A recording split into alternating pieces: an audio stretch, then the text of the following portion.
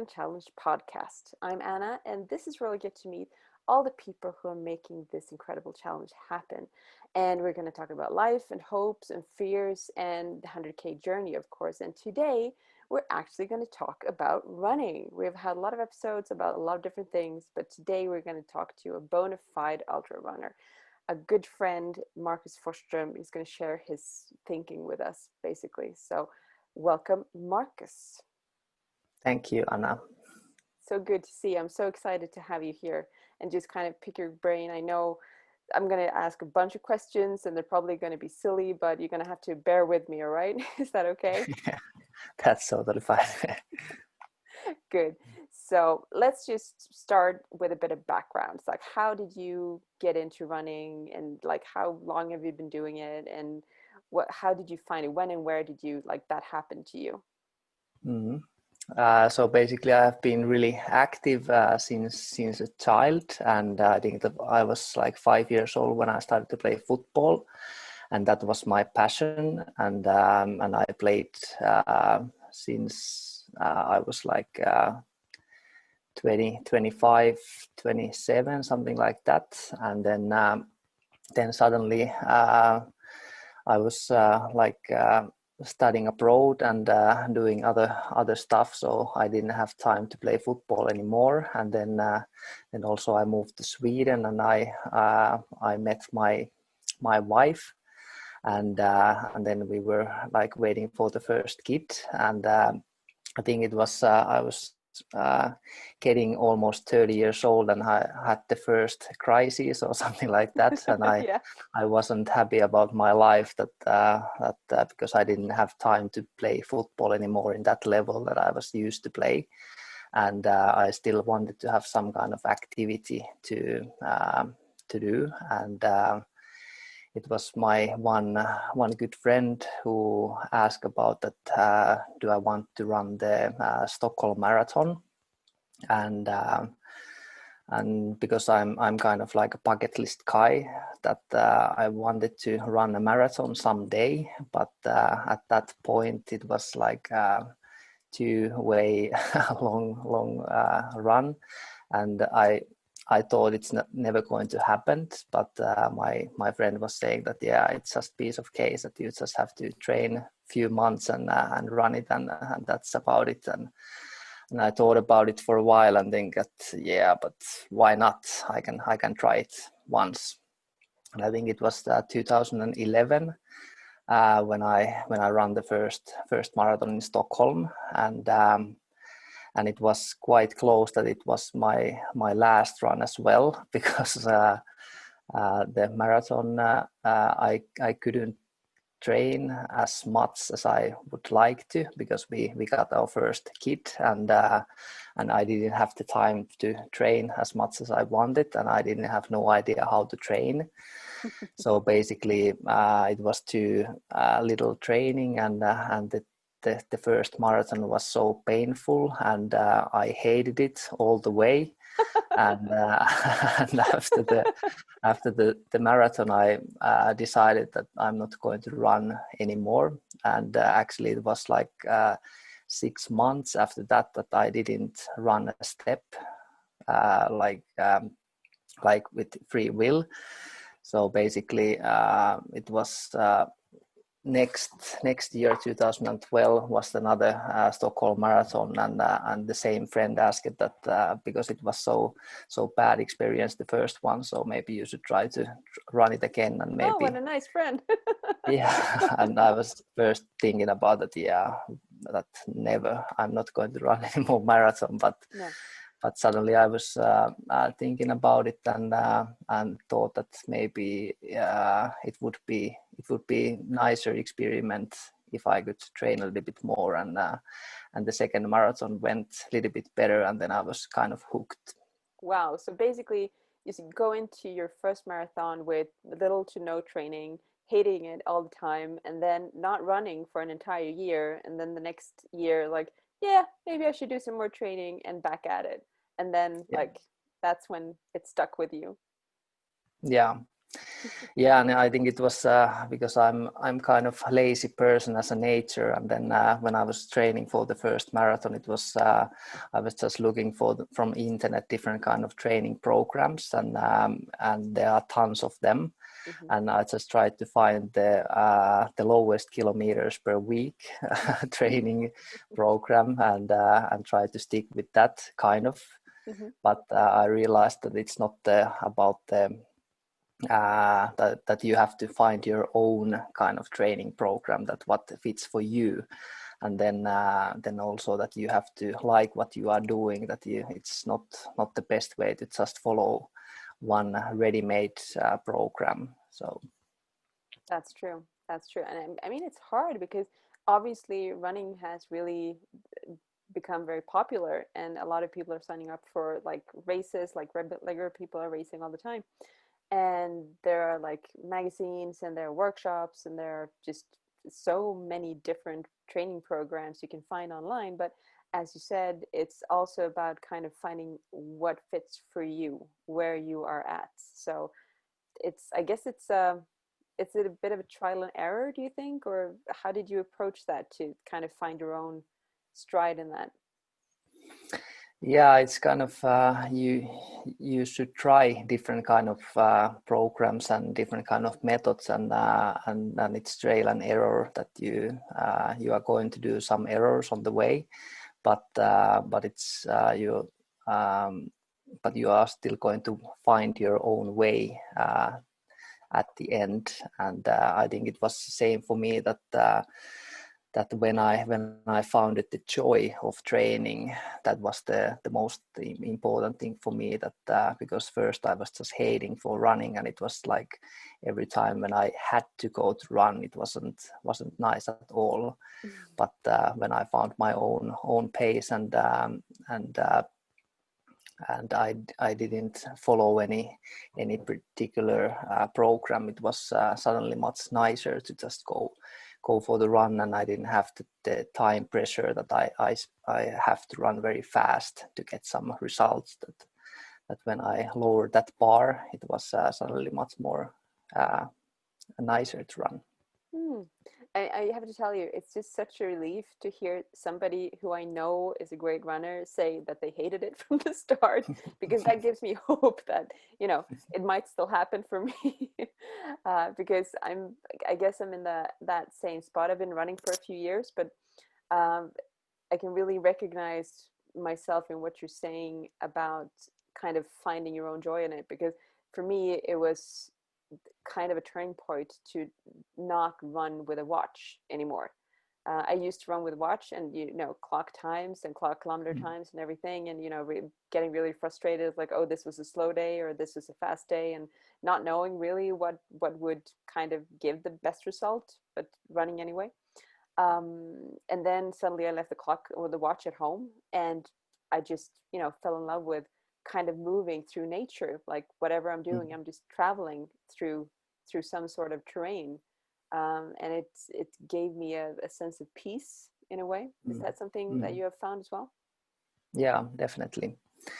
And I guess it was also like kind of meditative for me when we got children, and then suddenly I didn't have my own time anymore, and I found it that when I was running, that was my own time to think about different things, and just be on my own.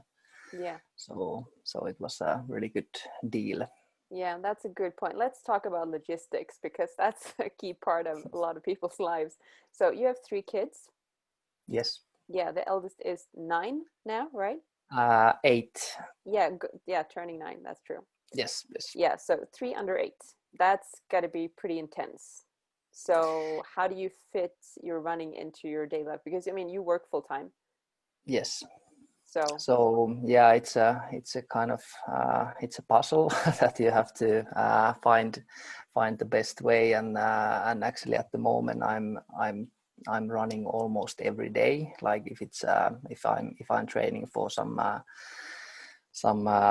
some race, and I always find the time. It might be that I have to go up a little bit earlier, or run a little bit later when the kids are sleeping. But anyway, if I like to do something, I will fix the time.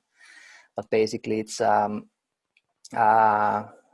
really good to think about the like when you are going to work, for example, if you have possibility to run to work or some part of the way to work.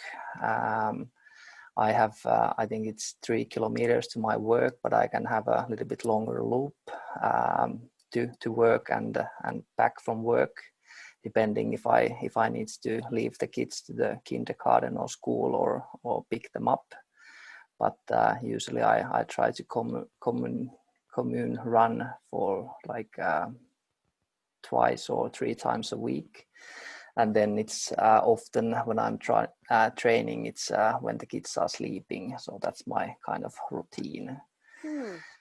And now also it's like kind of the positive thing with the COVID, because the kids, they have their exercises that the oldest son is playing football, and the parents can't be on the football field. So basically I have 3 times per week time to run 1 hour that I'm just leaving the boy to the football training, and then I have 1 time to run and pick him up. So basically that's pretty smart. You can always find your time. Yeah, because I think that's something we've heard through other conversations, that it's always a matter of kind of bringing whatever you need to do or want to do as a part of your regular life. That you need to.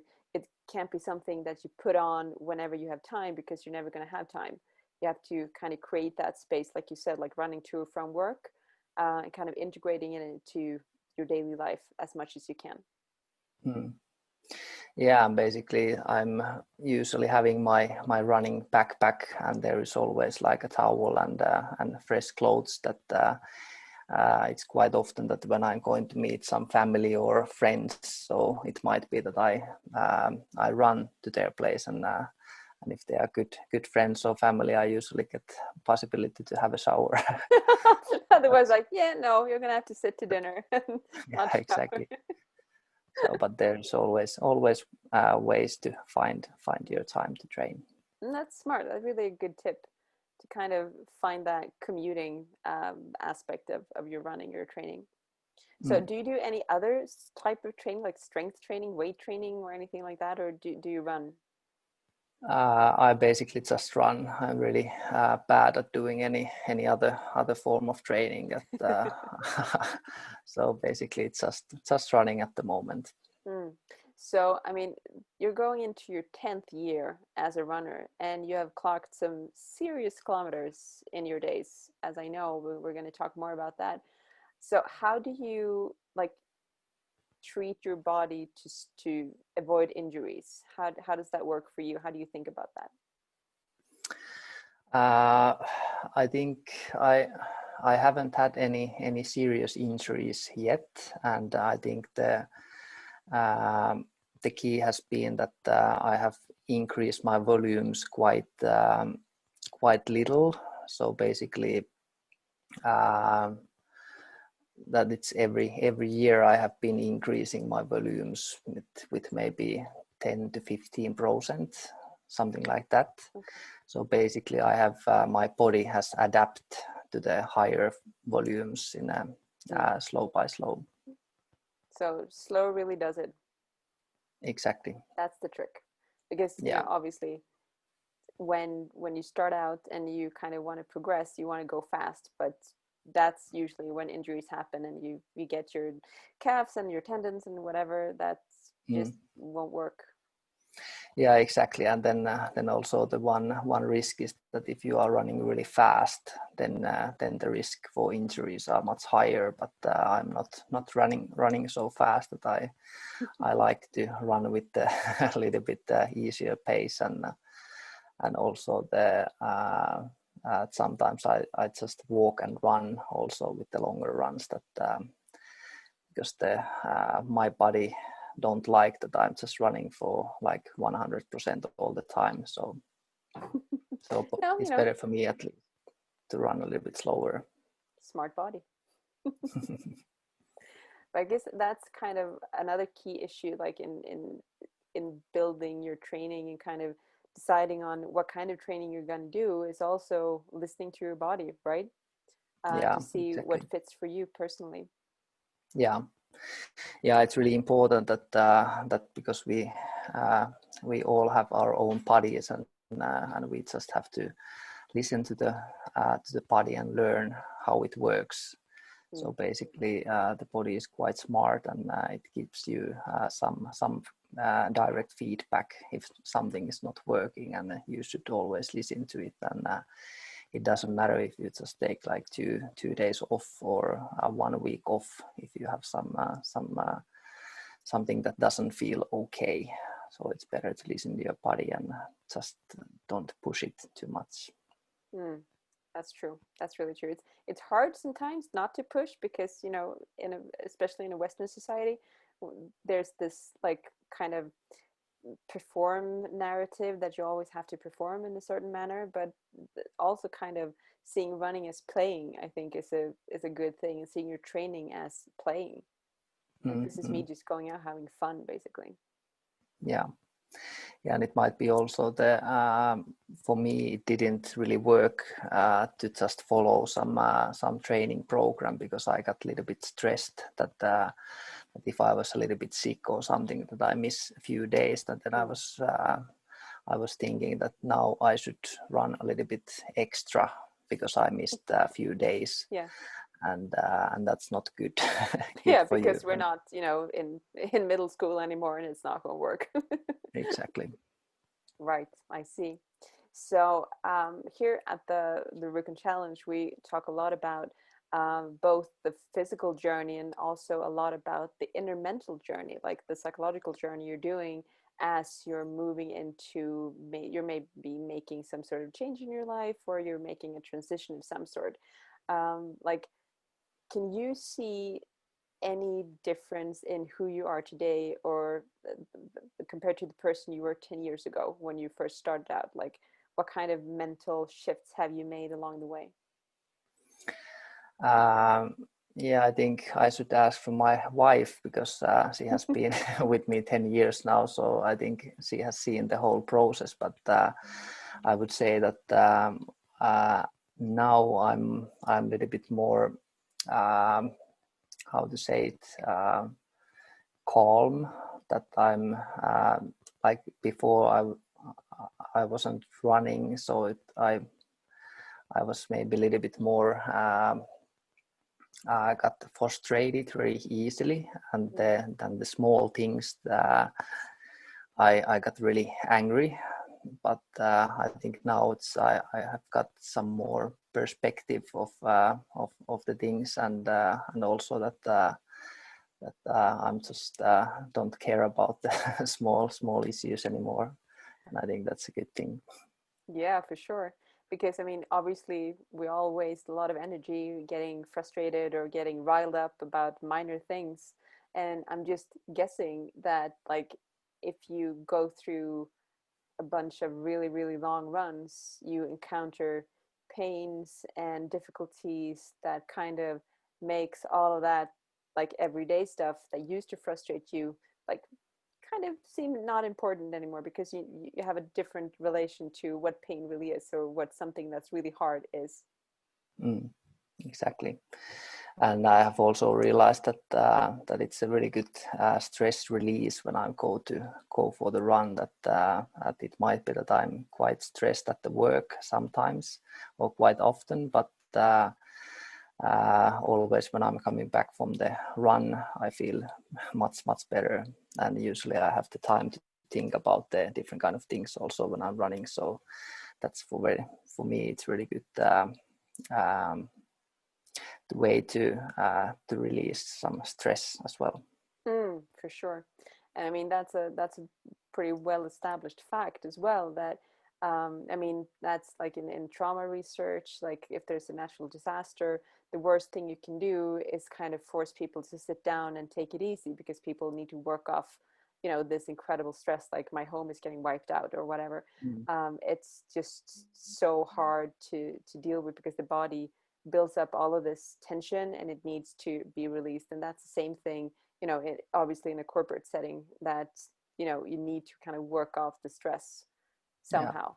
So exactly. either walking or running would do that for you. Yeah, definitely. Mm, wow. So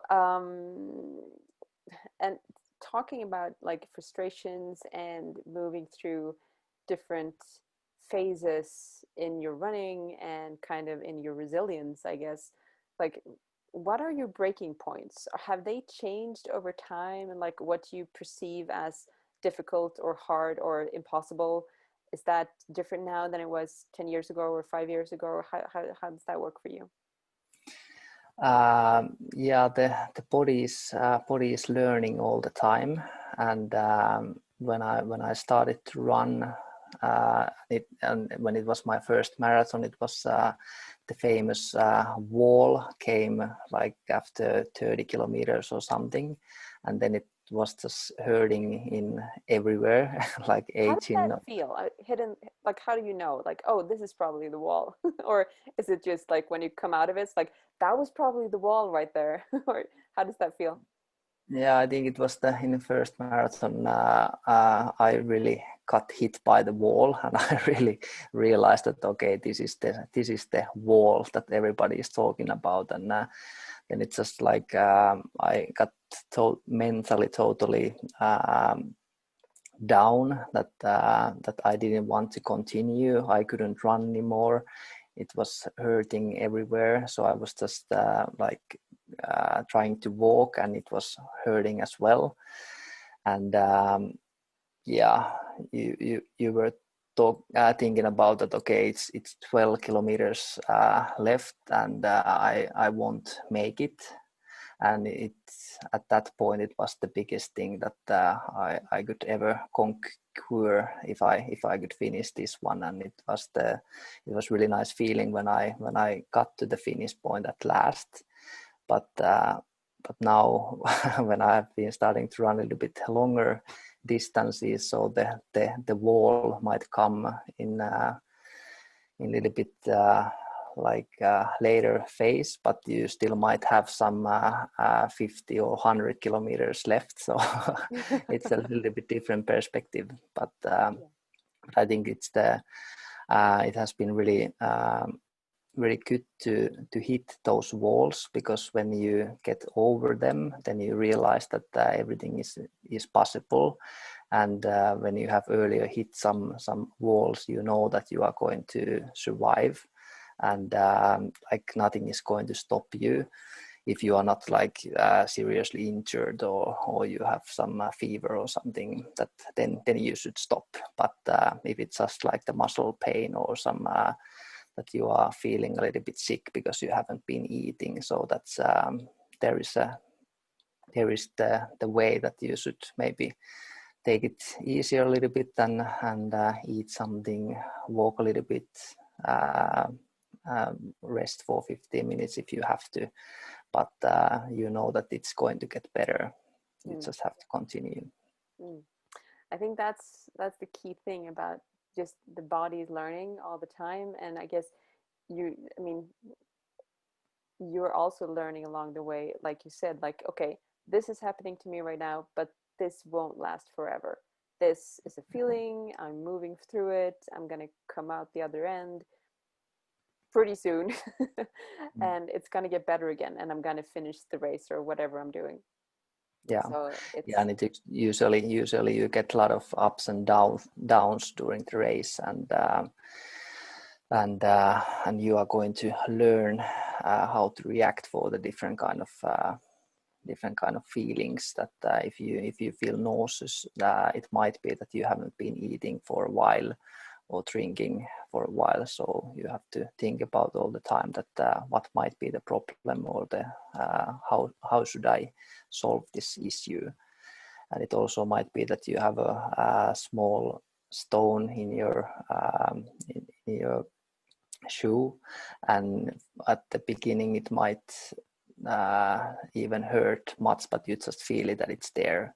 but I have learned that even it's a small stone, you have to always take it away Yeah. directly, because you might have some serious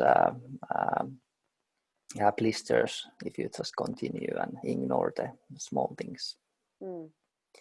Yes, I think that's you're really putting your finger on something very important there, because that's that's a major kind of mental shift that I've had to make with my running or my training, because I was exactly that person. It's like, oh, there's a stone in my shoe. Never mind. I'm just gonna go ahead and finish whatever I'm doing. It's fine. I'm not gonna stop for anything. Or, if I have a chafe somewhere, or it's like, no, I'm not gonna stop to drink. I'm just gonna push through, and I'm not gonna stop to eat. I'm just gonna push through. But then I realized I was hurting myself so bad just Yeah, by not like taking care of myself during my run. And it felt so, so ridiculous. Like, because I don't run very far. Like, this is where we're like, what, 20, 25K runs, not like really long ones. So I felt so ridiculous stopping and like taking the shoe out, like taking the stone out of the shoe, having something to drink. Is like, I can see my house, it's down there. I felt pretty silly doing that. But then I realized, like, oh, but if I do that, then I can run again tomorrow or this afternoon, or I refresh so much faster by taking care of myself during the run, and not like just pushing through, making it extra painful, and then being out for 2 days. exactly. So and it was hard for me, because it just felt really silly, but it made all the change. So I mean, and I can only imagine, like, if you're going to go 100K, yeah, you want to take that stone out of your shoe. Probably that's probably a good idea. Yeah, that's a good tip. Exactly. So how do you think about like shoes and socks and stuff like that? Because obviously the feet are going to be like pounded and a sore point through a long run. So do you have different shoes? Do you change during a run, or how do you approach it? How do you do it? Uh, yeah, I personally I have quite wide feet, so I have one specific like label that I'm only running, and I have tried quite many different labels, but the one that I'm just running now, it's the one that fits me the best. And I think if you are uh, like the new runner, that you haven't been running for a long time, you should maybe go for the specialist to check that which model or which kind of shoes is best for you, because they know what they are selling, and they can also check that how you are running and which kind of shoes are best for you. So, but for me, I have quite many pairs of shoes, depending that which kind of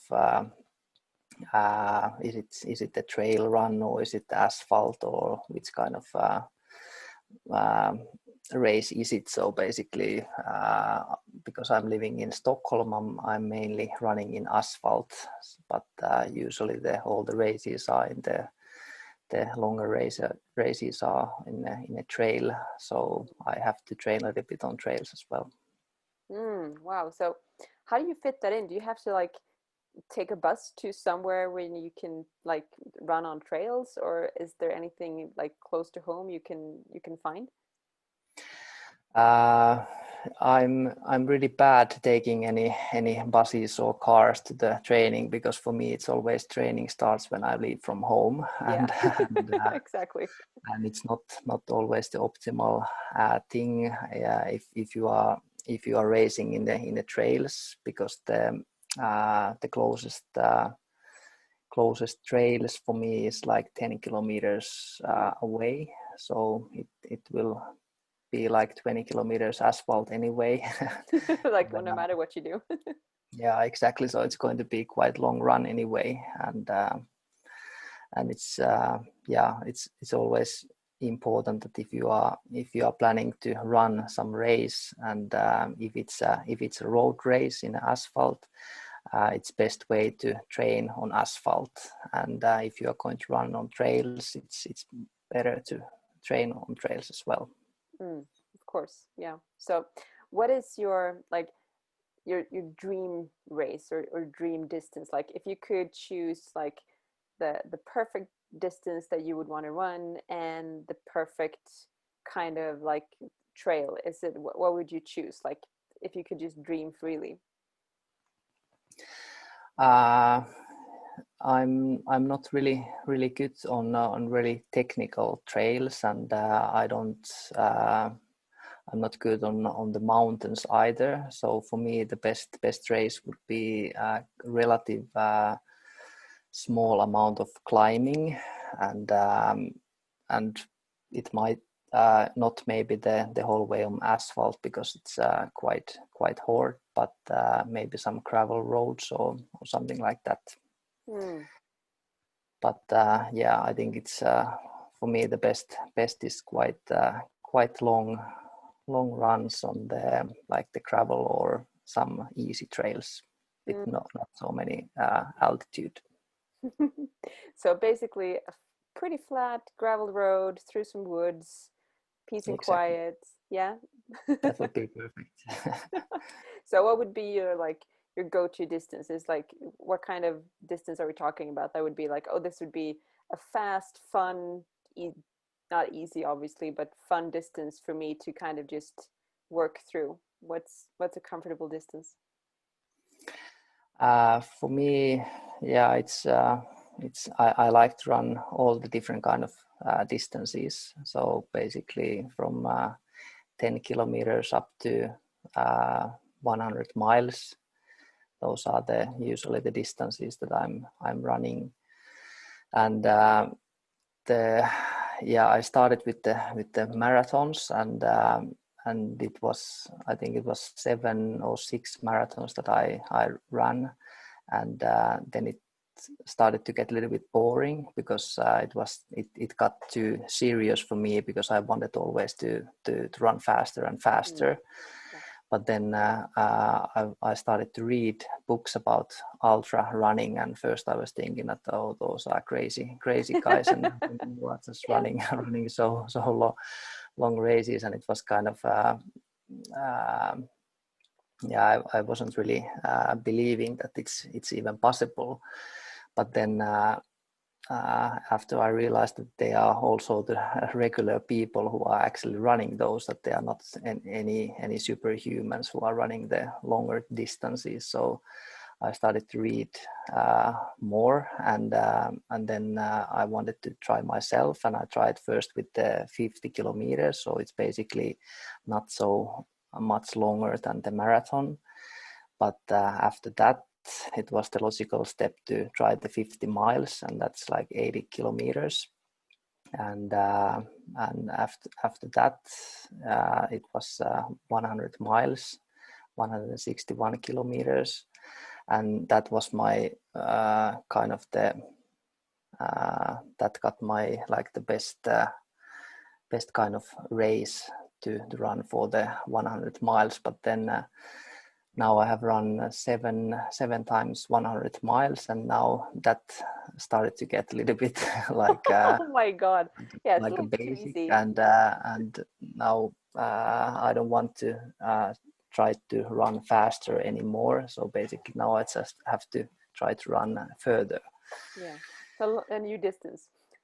Yes, exactly. Wow. That's a long way. I mean, how do you like prepare? Like if you're gonna like when you were working up towards your first 100 miler, let's say, um, how far, like, did you run the full distance before you raced it? Or did you like, oh, I'm gonna go up to 120 kilometers maybe, and then I'm gonna do the race that's 160? Or how does that work for you?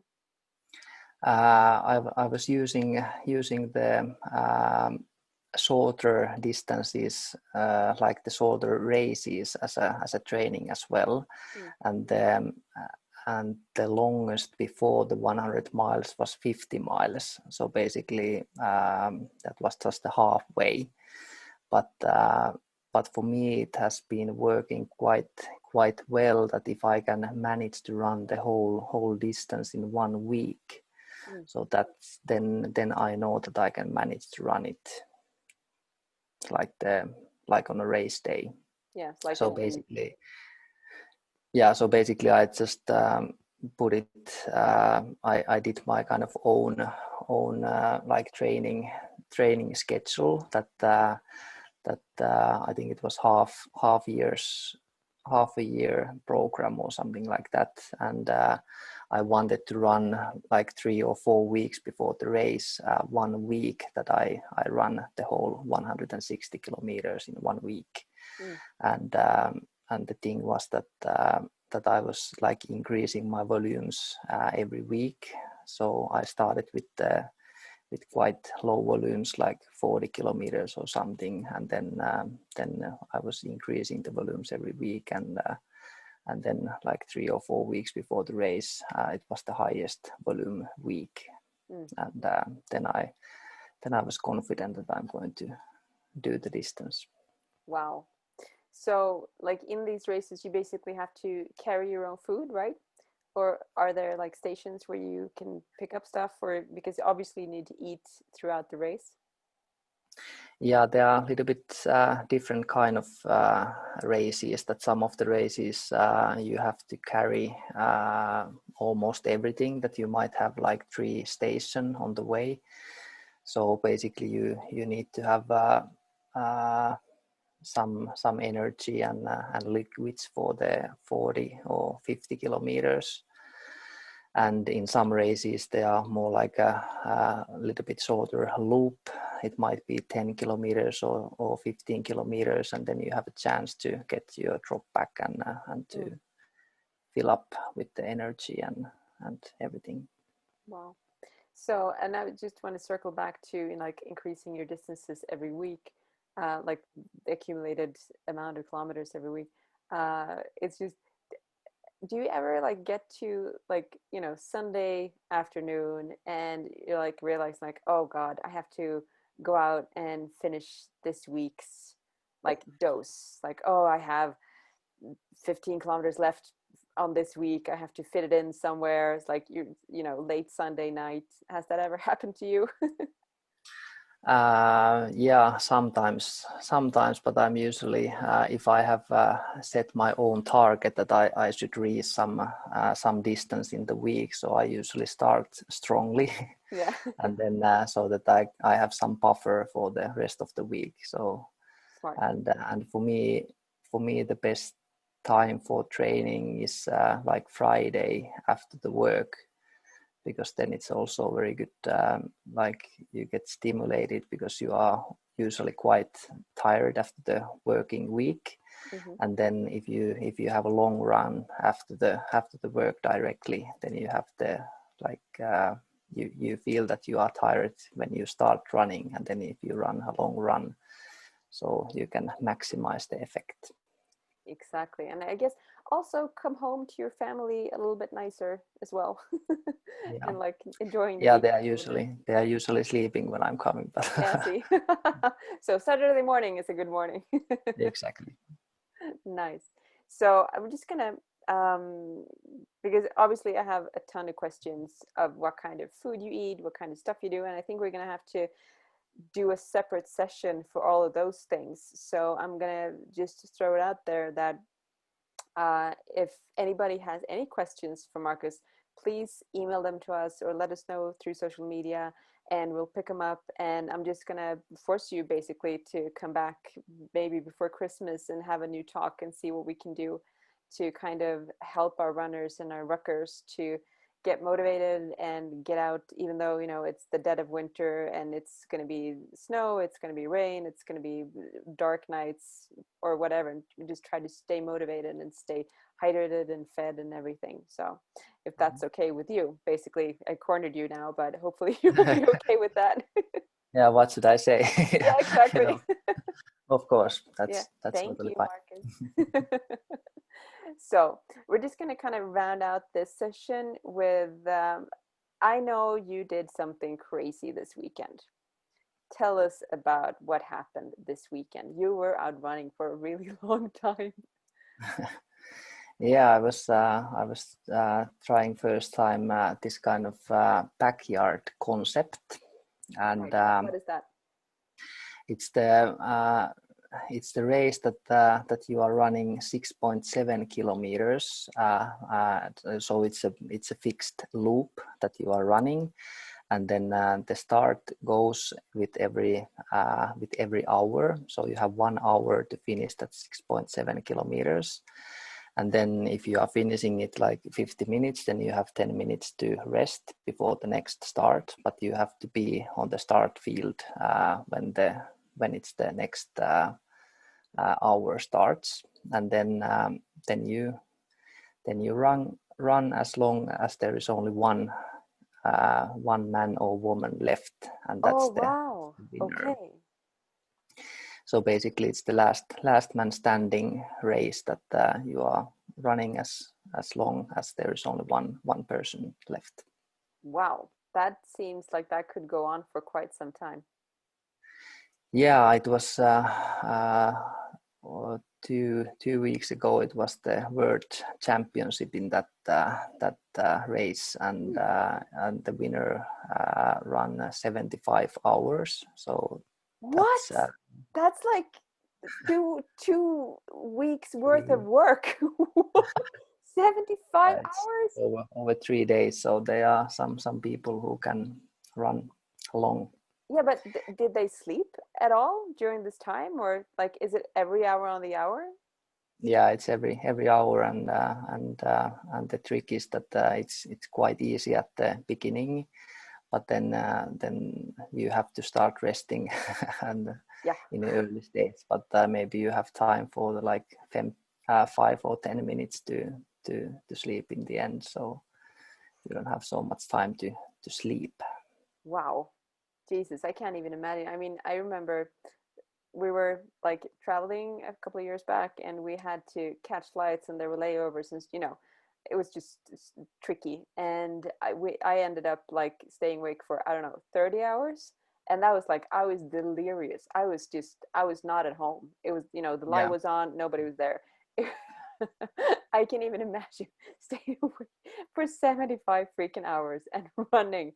I mean, I would probably, go into my own world or fall asleep in a tree or I don't even know what would happen. Yeah, but it's totally different if you are, for example, traveling for like 30 hours, that you get really tired and it's very hard to stay awake. But if you are moving, then Hmm. it's much easier to stay awake. Well, it sounds very logical when you say it like that, but I think still think it would be quite painful just to kind of like, am I dreaming or am I awake? Am I moving or am I just thinking that I'm moving? Exactly. Right. So, like, let's get back to the race you were doing. Like, how long did you go on? How many hours did you stay in this backyard loop race? 28 hours. That's a long time. Jesus, 28 hours? Yes. It's like you basically got there like in the morning, I don't know, and then just ran through the whole day and the whole night. Yeah, it started 9 a.m. on Saturday, and Hmm. then I stopped running in Sunday. I think it was 12 o'clock, because it was we changed the clock during that night. Right. night. Oh, yeah. So, yeah, it was daylight savings. So Yeah. I saved 1 hour. Yeah, exactly. You got 1 hour extra. Yay. Yeah. Wow. So how many runners were left by then? Like how did you do? I was the second. So Oh, uh, there was one person who needed just run the one more extra loop to win the race, but I didn't have any chance to compete with that one, because the last hours were quite painful, because I had some stomach issues, and nothing was staying in. So oh, basically, I didn't have any energy left. It was time to stop running. yeah, for sure. Yeah, that sounds pretty awful, actually. Like throwing up for hours and then it's like, yeah, I'm not gonna run anymore. Yeah, yeah. But the funny thing was that because you don't really have time to rest in that kind of race, because you have to start a new loop in every hour. But when I was resting like half an hour and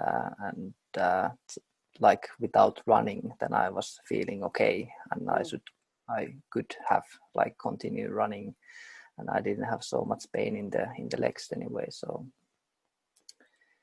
it was the stomach some didn't keep up the pace. Ah, so close though. Second, like the second runner left. Yes. Mm. So next time you'll get him, right? Yeah, we'll see. Yeah, we'll see. So was it fun though? Was it like a fun thing to do the loop, or would you prefer to have like an A to B kind of thing? Yeah, I think for me it's I like the loop thing because you don't have to carry so much, and you have your own base where you have everything you need. So I think there are some people who prefer to run A to B races, but for me I like the loop races where you can have your own things on the way and fill up when you need it. Right. Yeah, that makes sense. Instead of carrying things all over the Yes. place. Wow. Okay. So just to kind of finish us off, do you have any tips for like people are starting out and kind of feeling their way through getting into running or rucking or just moving regularly?